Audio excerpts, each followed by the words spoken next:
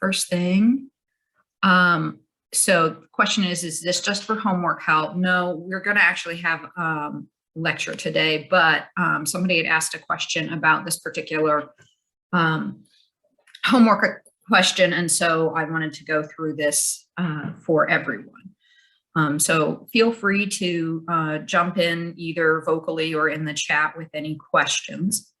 This is on homework number 5, and it is question number 11. And so there are a couple of things that make this tricky. So I'm going to go to the original question for just a second so we can kind of see, so we can see what the question is.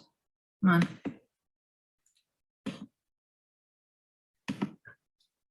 So the question is written like this, and this is one of the questions that we've worked on a couple of times of trying to find the total energy. And there are a couple of things that make this a little bit tricky. One is that they don't show all of the bonds, so you have to interpret some of those bonds. And so you'll see when I wrote this out on the whiteboard on Zoom, I added some of those bonds in. You can see there's the H next to the C here, and that's not entirely obvious, but there has to be a bond there. We don't just have a hydrogen hanging out next to a C, it has to be bonded. So there's a single bond any place that we don't otherwise know what the bond would be. The oxygen has a double bond, the carbon dioxide has double bonds, and the hydrogen to the oxygen has single bonds. So the other thing that makes this question a little bit tricky is this 5/2 with the oxygen. And so I'll show you how to deal with that in just a second. And I want to write down here the numbers that we need. So we need the hydrogen carbon single bond. So if we look down hydrogen, we can see that's 411. And then we need the oxygen double bond. And so we don't want to look at the top part because those are all single bonds. We want to look where it says double bonds. And so that is going to be 494. And then just a second here. The carbon oxygen double bond. And so they have it listed here as the 799, which on our chart is for the CO2, which is fine because this actually is CO2, so we're good there. And then, let's see, we need the hydrogen oxygen single bond, and that is 459, and the carbon carbon triple bond, which is 835.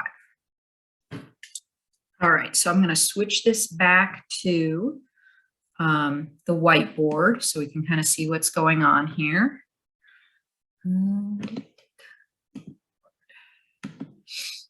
Okay, so you can see that as I have drawn this out, I've drawn in, let me get my spotlighter here.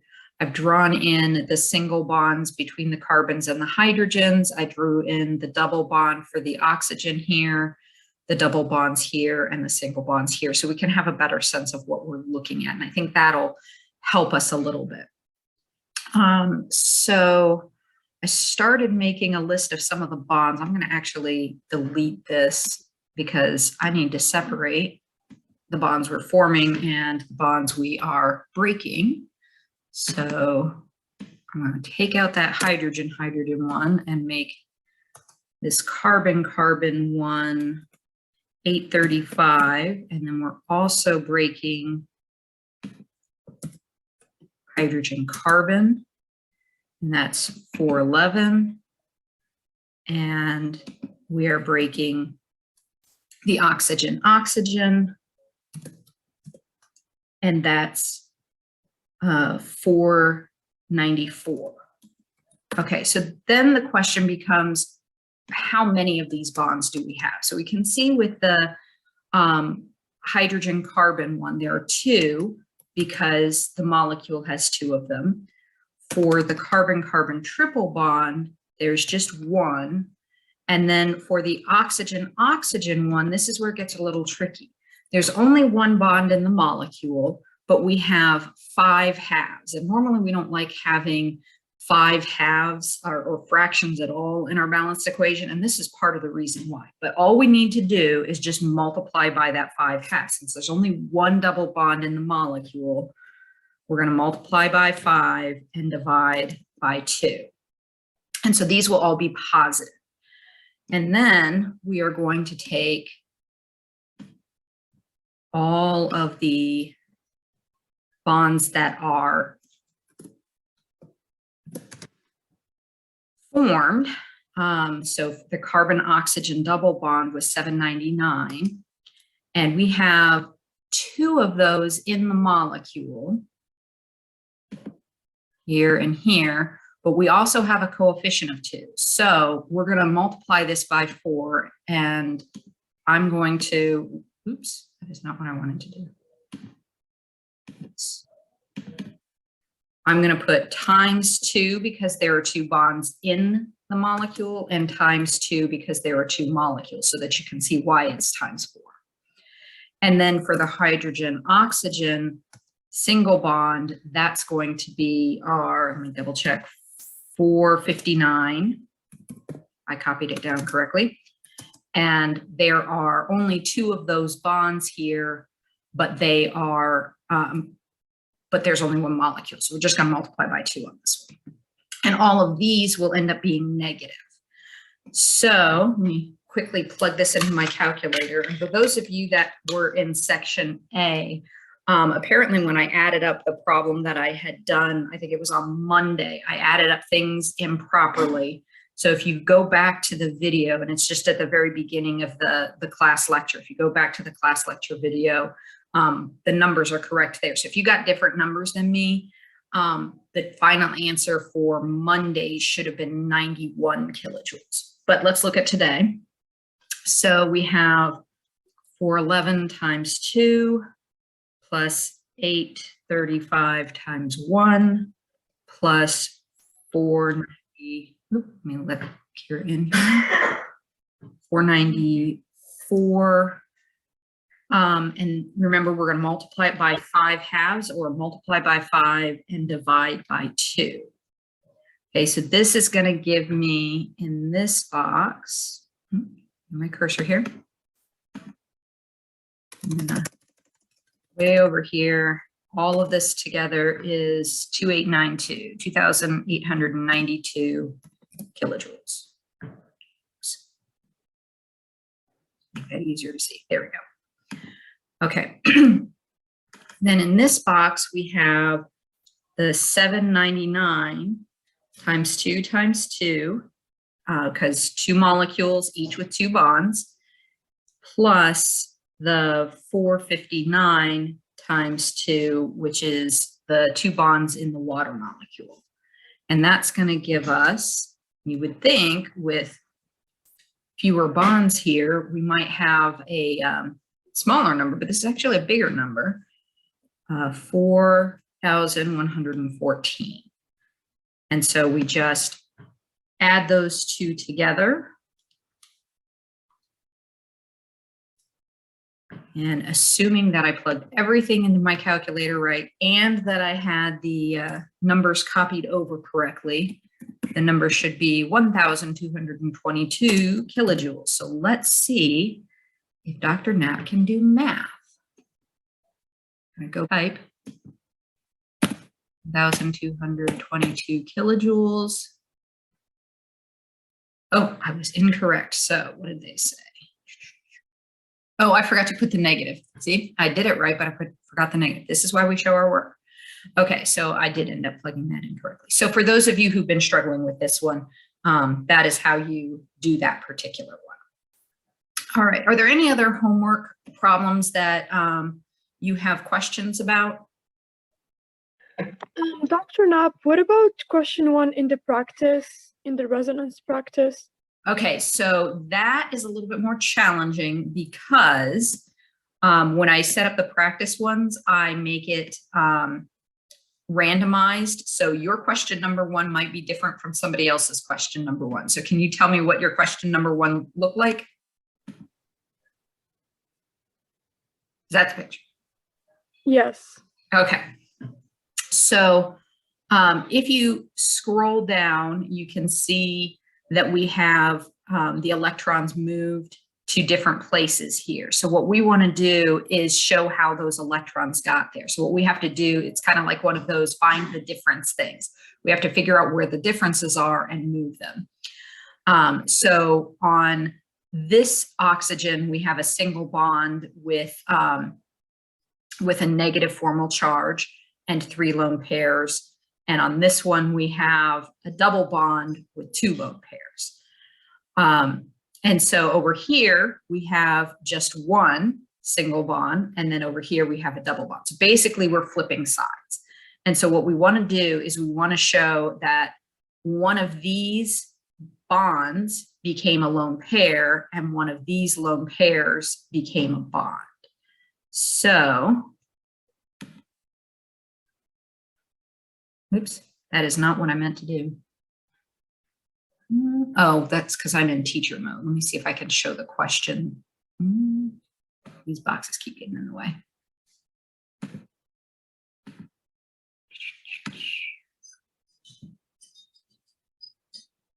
Go back.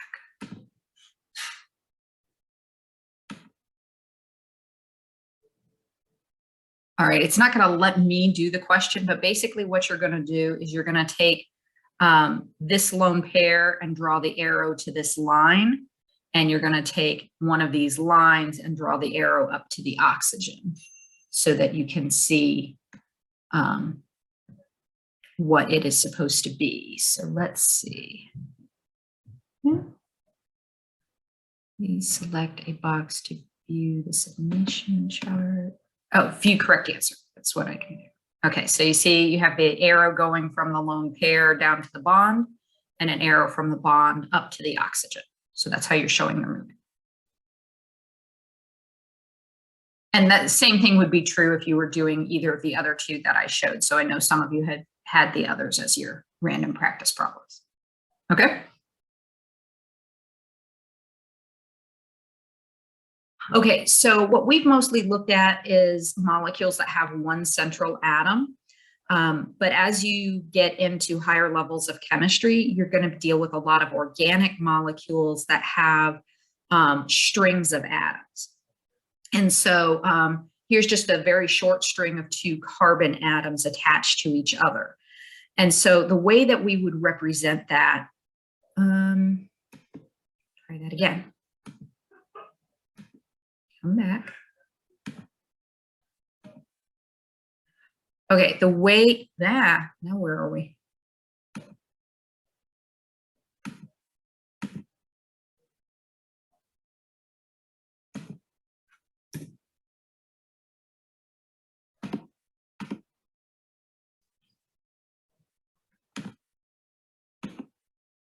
Okay, the way that we would show this if we were going to write what's called a condensed form is, stupid computer. We would write CH3 showing all the hydrogens attached to the first carbon. So first you show just the hydrogens, and then you show the other things that are attached, and then you move on to the next link in the chain. So the next link in the chain is another carbon. So if it's written CH3, CH3, that's what we're seeing right there. In the next one, we have a carbon with 3 hydrogens, a carbon with 2 hydrogens. So we show the hydrogens first, and the other thing that carbon is attached to is an oxygen, which is attached to a hydrogen. So that's how we would write that out. So the point of all this is that we can look at each of those links on the chain and look at their geometry. And so the carbon here, if we treat this as like a dot structure that the carbon has 4 bonds, we just think about that central atom there with 4 bonds, then we can go back to our table and say, hey, 4 bonds, no lone pairs, that's going to be tetrahedral. And so they've got drawn in here, it's tetrahedral.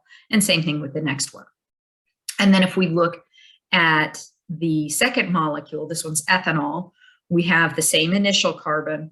The next carbon has 4 bonds again and no lone pairs. So again, that's going to be tetrahedral.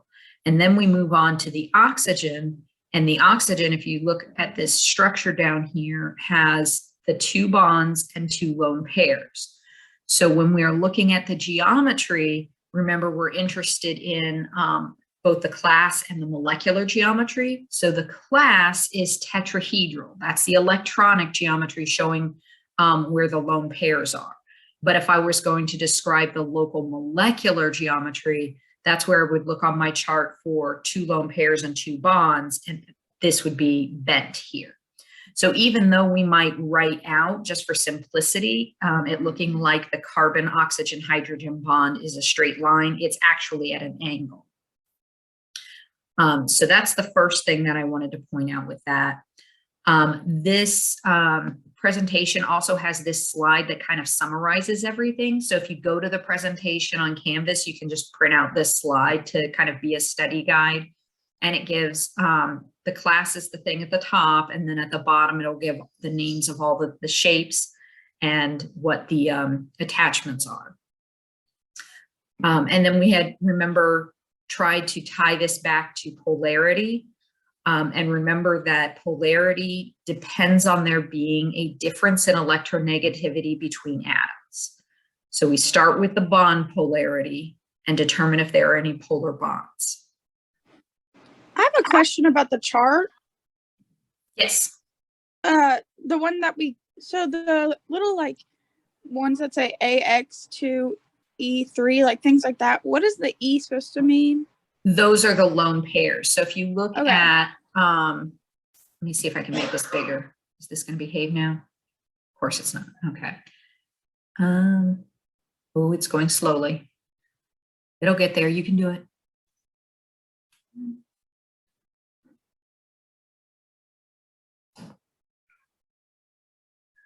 I'll give it 10 more seconds.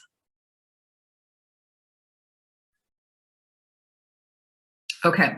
If you look closely in this purple box where it says AX2E, we have the 2 X's are the atoms and the E is the lone pair. And then if we look over here, this was the shape of the water molecule, AX2E2. The X2 is this, the E2 is the lone pairs. And it does give you the bond angles here, and notice it'll tell you if it's less than the normal or if it's rather ideal. I should try to use the same terminology, ideal, or if it's actually the ideal. And so remember that if we have ideal bond angles, generally it's going to be nonpolar, and that includes these 2 random cases, the linear one here and the square planar one here, where if all of the outside atoms, the X's are the same, then it's nonpolar, even though they're lone pairs.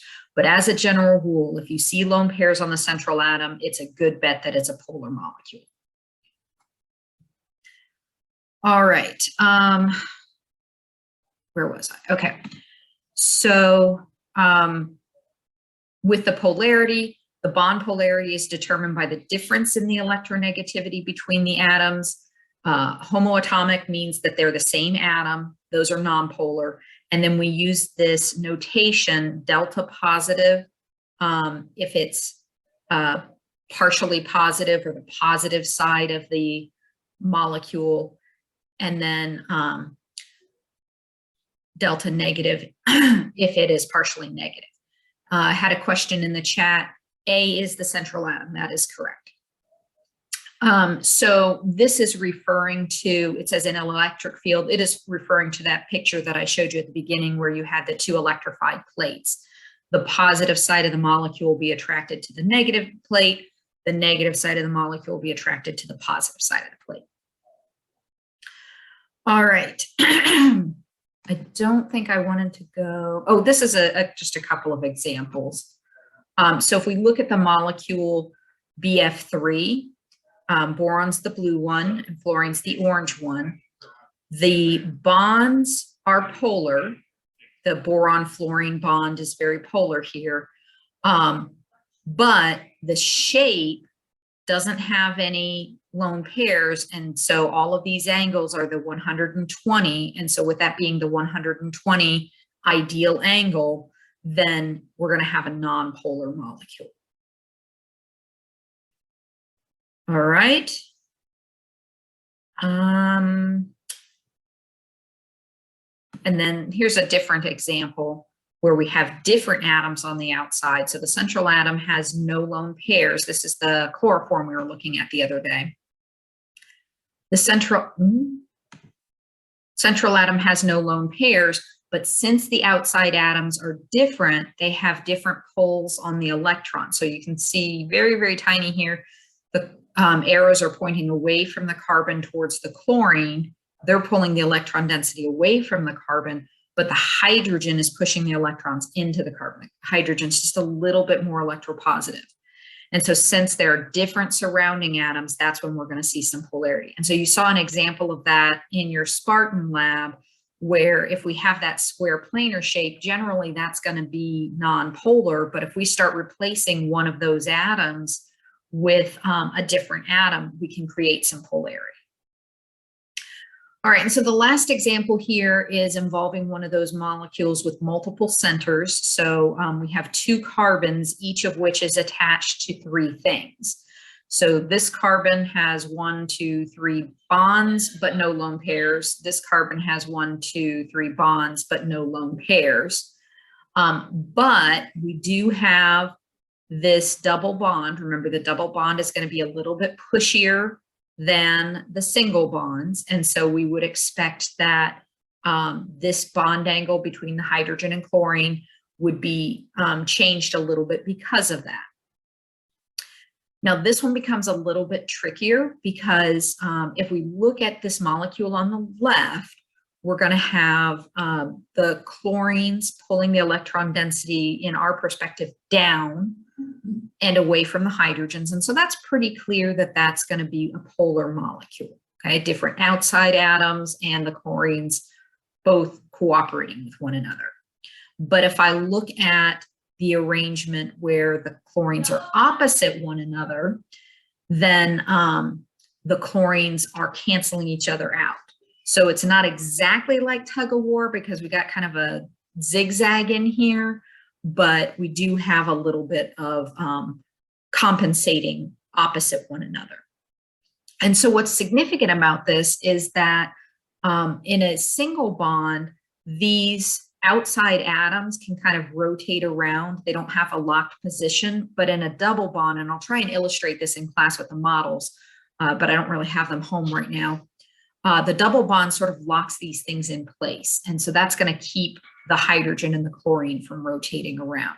And so these are very distinct molecules, which is why we label them cis and trans. All right. So quick question here. Type your answer into the chat.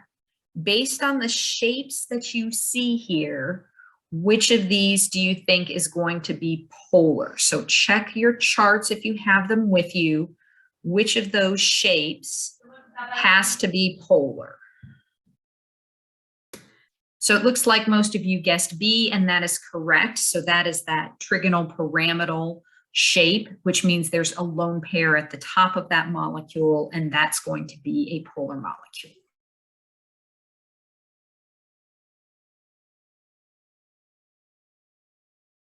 Okay, so first we want to ask ourselves, if we have covalent bonding and we're sharing electrons, how are they sharing those electrons? So we know that electrons exist in orbitals. And so in order to share the electrons, we have to overlap those orbitals so that the electrons can be in two different orbitals at the same time. So if you look on the right-hand side, we're showing two separate hydrogen atoms. You know what? This isn't sharing, is it? You can't see what I'm looking at. Aha.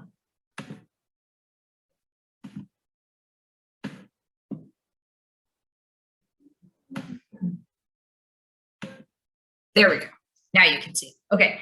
If we look at the right-hand side, you can see the two blue hydrogen atoms as separate, and then when we push them together, their orbitals overlap with one another so that those electrons, and remember the arrows represent electrons, that electrons are in orbitals for both atoms.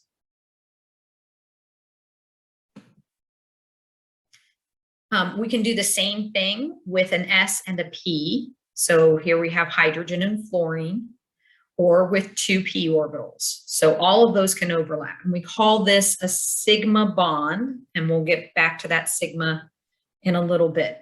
But we have some rules. You can't overlap with a node. So notice how the hydrogen is coming on to the end of the p orbital. I can't take that hydrogen bond and put it from the top down because there's a node there. That node is, remember, a no-no zone for electrons. And so the s orbital can't really exist there. So what this means is that since the s orbitals don't have any nodes, they can bond from any side, but the p orbitals can only bond at their ends in this fashion. Okay, so I didn't write it on here. This is the sigma bond. P orbitals can only sigma bond at the ends.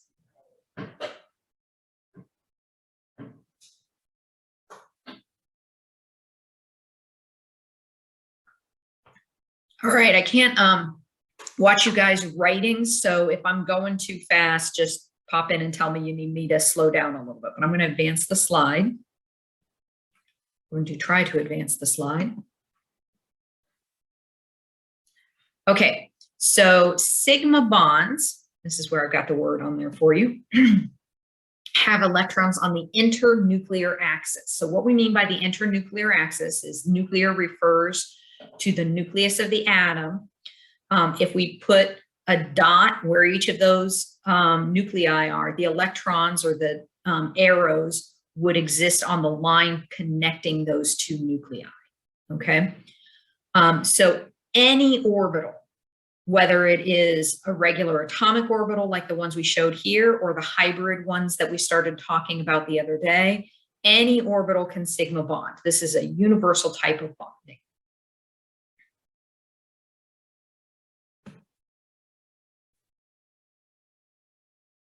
Okay, so in chapter 8, what we're going to get into is valence bond theory. And this is why we need valence bond theory, because our shapes from the Vesper theory don't line up with the atomic orbitals. So the shapes of the molecules like trigonal and tetrahedral have angles that are not 90-degree angles. And our p orbitals always sit on those 90-degree angles. So we have to ask ourselves, well, how are we actually having those bonds form if we don't have 90-degree angles? And then the other thing we looked at with carbon, and here you can see it with boron, is that the atomic orbitals are going to predict fewer unpaired electrons. So when I do for boron, the valence electrons, there are 3 of them. I put the first 2 in the 2s and 1 in the p.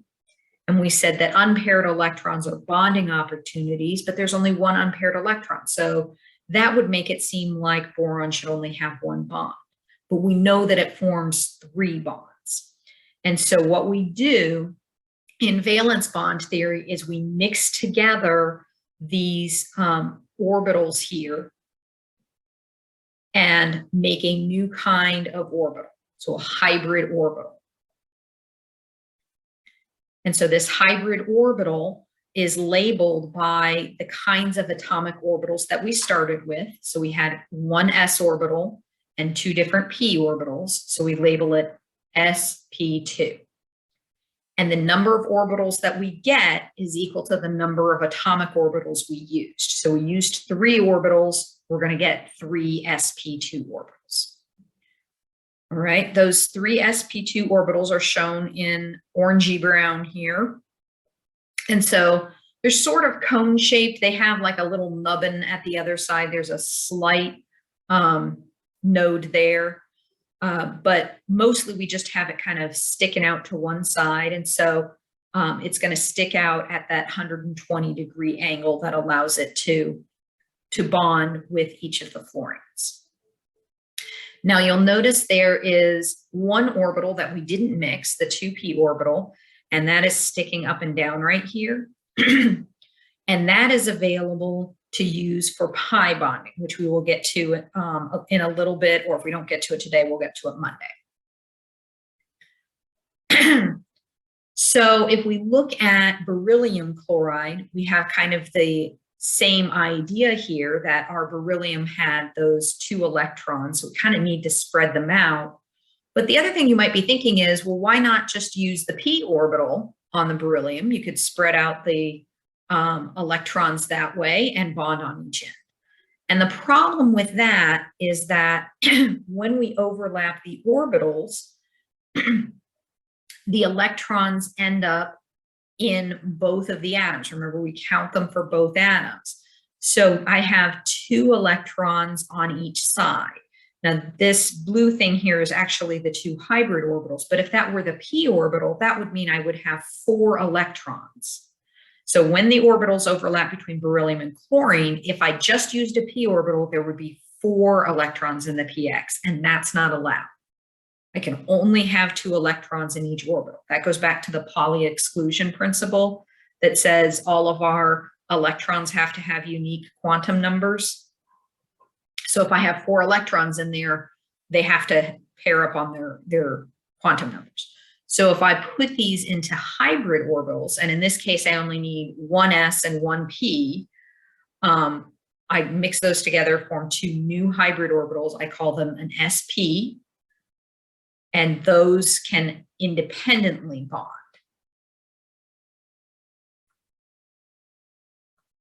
So hybridization allows 2 orbitals to bond, and for 2 orbitals, 4 electrons are okay.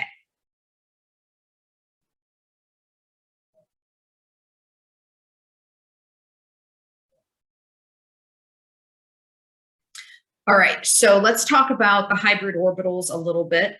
Hybrid orbitals are mixtures of atomic orbitals.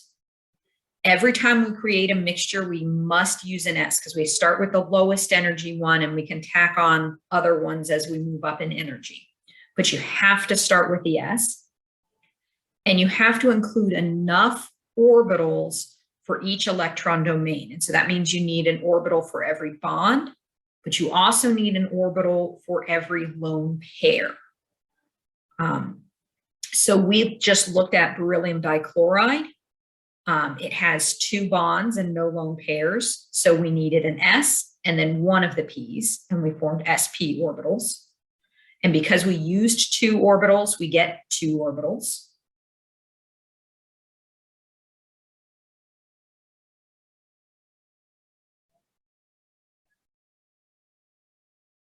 And then we looked at the boron trifluoride, and the boron had 3 bonds and no lone pairs. So we use an S and 2 P's, and that gives us sp2. Because we used 3 atomic orbitals, the S and the 2 P's, we'll end up with 3 of those orbitals.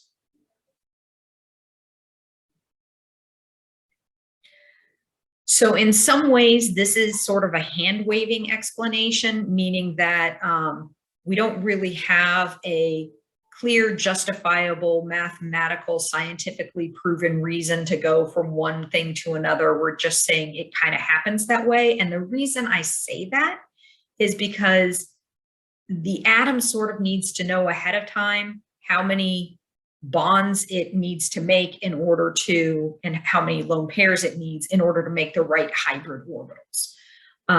Nonetheless, this theory does do a good job of explaining what is going on, particularly for organic molecules, and it's used quite a bit in organic chemistry. So for those of you going on to organic chemistry, this is a model that works well for that.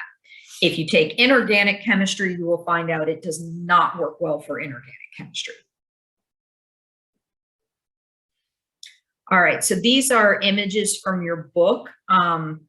And I'm going to have a summary chart, so you don't need to worry about writing this down right now.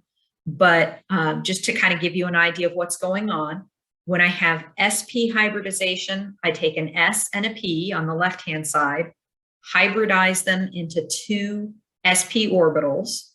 And so they kind of look like a p orbital that all of the electron density was squished over to one side, so that it's very lopsided.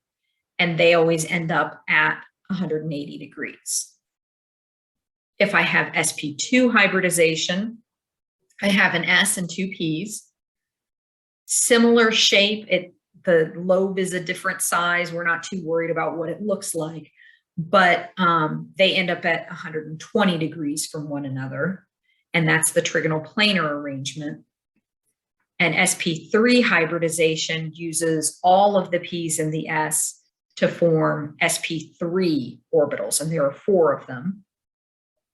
And they kind of end up in a tetrahedron. Okay, so those are the different shapes. And if you refer back to your book, these are the images directly from your book, and there's explanation around them. And here's the chart that kind of summarizes it all. So if I have a linear arrangement, and I mean linear not because of the dot structure, but because of the number of bonds. This is going to be 2 bonds, no lone pairs. If I have a linear arrangement, I have 1 s and 1 p, so that's 2 orbitals, and they're going to form 2 sp orbitals. And that's going to leave behind 2 p orbitals. And that's going to be important when we start talking about pi bonding. Keep an eye on the time here. Okay. If I have a trigonal planar arrangement, remember this is when I have 2 bonds and 1 lone pair, or 3 bonds and no lone pairs. So 3 areas of electron density. This is the class trigonal planar, and it doesn't matter whether these are bonds or lone pairs. We kind of put them all together. We have 3 atomic orbitals we're using, 1 s and 2 p's. That makes 3 sp2 orbitals, and then left over is 1 p. So we will often see this when we have double bonding, because we're going to use that extra p orbital for bonding. And then our tetrahedral arrangement, we have either 4 bonds and no lone pairs, 3 bonds and 1 lone pair, or 2 bonds and 3 lone pairs. All of those add up to 4 things that need orbitals for their electrons. So we end up with 4 sp3 hybridized orbitals. Okay, and then the other day when we looked at this, I was telling you, I want you to start associating that tetrahedral shape with sp3. The trigonal planar then gets associated with sp2, and linear with sp.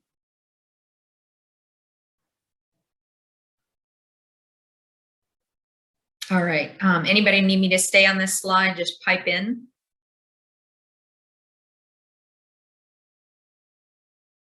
Okay. So we've talked about the sigma bonds having bonds on the internuclear axes. Over in the lower right-hand corner here, we see one of our hypervalent molecules, or having an expanded octet. The phosphorus has 5 hybrid orbitals. And so if we have 5 things attached, then the s and the 3 p's isn't enough. And so if you look carefully, it says one of the 5 sp3d orbitals. So if we need 5, we add in a d. If we need 6, we add in 2 d's. So it's just adding in extra atomic orbitals. All right, this is just a reminder that lone pairs require orbitals too. So it's a little bit hard to see from this picture, but notice that we have the hydrogen. So you see the H here on the left, the H here on the right, and down at the bottom, but there's no hydrogen at the top. That's a lone pair. The lone pair requires an orbital as well. So when you're counting how many hybrid orbitals you need to count the lone pairs. And here's an example that includes water, and water has 2 lone pairs. So even though we have different numbers of bonds, 3 for the ammonia and 2 for the water, both of them have that tetrahedral arrangement.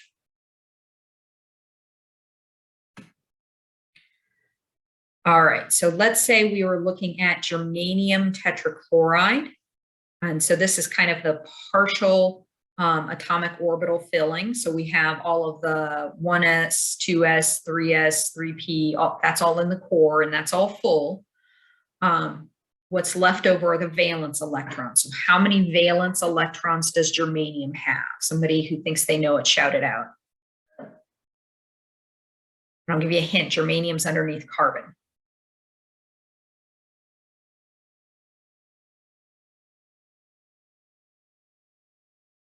No brave souls? Okay, so carbon has 4 valence electrons, so germanium is going to have 4 as well. So this is what we would draw for the atomic orbitals, but in order to have it attached to 4 things, if we do the dot structure, since it's underneath carbon, it's not going to have lone pairs. 4 things are going to require 4 hybrid orbitals. So we're going to use all 4 of these, the S and the 3 Ps, and we will have sp3 hybridization. So if you see a question that says what type of hybridization, it's looking for the sp, sp2, sp3, that kind of thing. All right, so this is the hypervalent phosphorus. So we needed an extra orbital, so we're snatching one of the d orbitals. We do the same thing if we need 6. I'm not going to ask you about the expanded octet hybridization because it's not something that gets used a whole lot. But I can, I may ask as like a bonus point, but other than that, it's not something to worry about. All right, so let's try, now let's skip over this one. Okay. So if we look at this molecule, first of all, we're going to remember that we're not looking at the shape of the molecule because this is a flat screen. So we are just looking at the a representation of how they are connected. So if we look at this carbon right here, I'm looking at the left corner of the ring. I'm hoping you can see my arrow. This carbon is attached to 3 things and it has no lone pairs. Which type of hybridization would that have? And you can type your answer in the chat.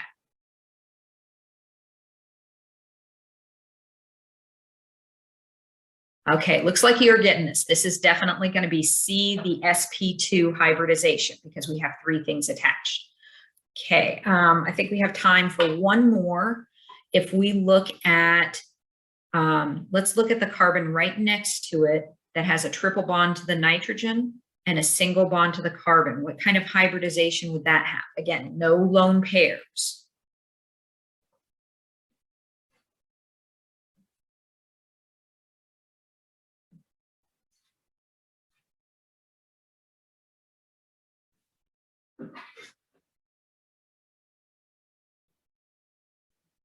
All right, that is correct. It is B, the sp hybridization. We have 2 attachments, so we need 2 orbitals. So we have 1 s and 1 p, making an sp hybridization. Okay, so Monday we will talk about pi bonding. And don't forget that Monday we will be doing our quiz. There will be no hybridization on the quiz. Okay, so the quiz is going to stick with the second half of chapter 7. Any questions? All right, stay warm this weekend. Be safe if you walk outside. See you later.